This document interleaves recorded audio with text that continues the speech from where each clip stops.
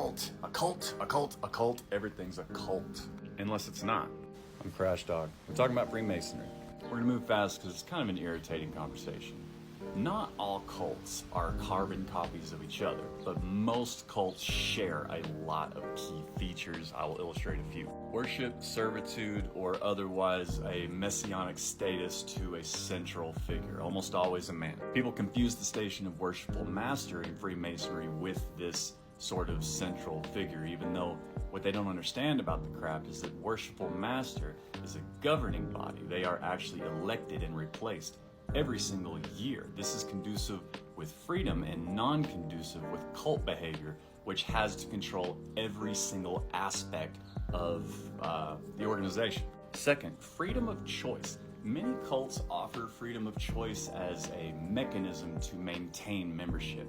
That membership has already been established through either family means or whatever recruiting that cult tends to do.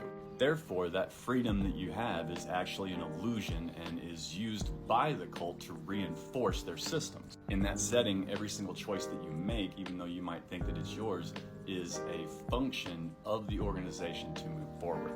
Freemasonry, in contrast, emphasizes and inculcates individuality and personal responsibility from the get-go. This is completely non-conducive to cult behavior because it fosters individuality, freedom, and leadership, which is something that cults cannot have in their ranks to maintain their structure. We're going to jump back to the worshipful master and we're going to jump back to centralized control. Whereas a cult must have that structure above you in order to maintain what they're doing, Freemasonry inculcates and encourages every Mason to become the absolute best version of themselves that they can. That includes personal growth, that includes leadership, that includes all of the things that cults, by their very contrast, try to quash. Furthermore, let's look at the recruitment side as it stands. To be a Mason, it must be of your own free will and accord, so much so that it is your journey to take. Even your own father is not going to drag you into a Masonic lodge. It is a decision that you must make. It is a decision that is challenged of yours on multiple accounts. Every single time someone opens their mouth for a Masonic function, the question is it of your own free will and accord? This is not a buzzword. It's because not only is it of your own free will, but it's of your own accord. You must make it happen. If you want to be a Freemason, you will pursue it, not the other way around. Cults simply cannot operate this way, and they don't. Modern drive-bys like to take the low-hanging fruit, the easiest ammunition that there is. And the easiest ammunition that there is in the current media, in my opinion, is good old Albert Pike. This is the part where I'm just going to challenge your intelligence as a passerby, a non-Mason. You have no idea what I'm talking about. Albert Pike was an American, okay? Freemasonry is a global institution, a global organization that's been around for several hundred years, speculatively about 1,000. Do you really think that the Grand Lodge of England gives two rips about what an overweight Confederate general has to say? You think the Freemasons in Sweden are just hanging on Albert Pike's every last word? You think our Japanese brothers? I mean, I could go on and on and on with this. Albert Pike was an American philosopher and central figure in Freemasonry and helped to rewrite what we know as the Scottish Rite Southern jurisdiction and made notable contributions to the York Rite in America as well. But make no mistake, those are American innovations. There is no fealty that the world must bow to Albert Pike. It's ridiculous to even think it.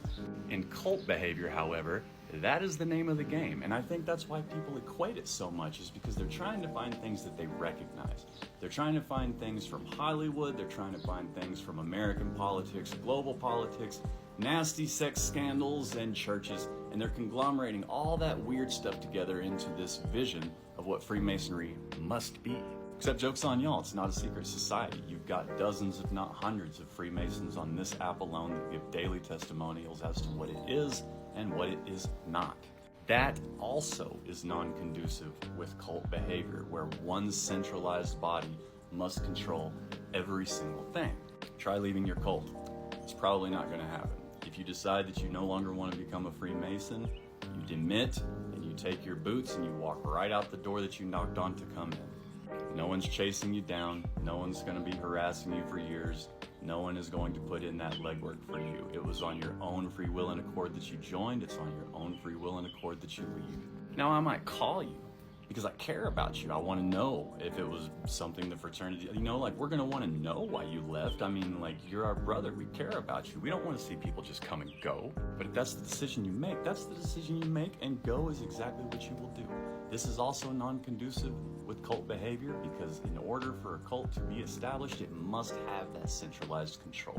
Freemasonry, by its very nature, gives that control to the member. If there are any other comparisons or a specific question about cult behavior as it pertains to Freemasonry, I'd be happy to entertain it, present it respectfully, and I'll answer it as such. Thanks for watching, thanks for the follow, and I hope that helped.